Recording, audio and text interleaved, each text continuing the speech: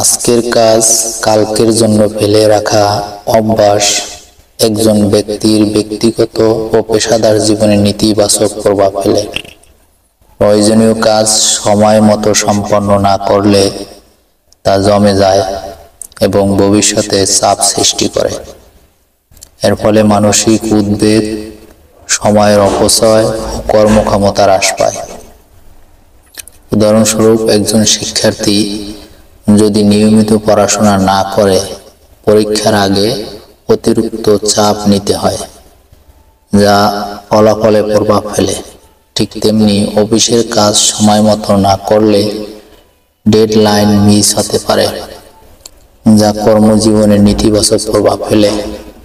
তাই সাময়িক আরামের জন্য কাজ ফেলে না রেখে যথাসময়ে সম্পন্ন করা বুদ্ধিমানের কাজ।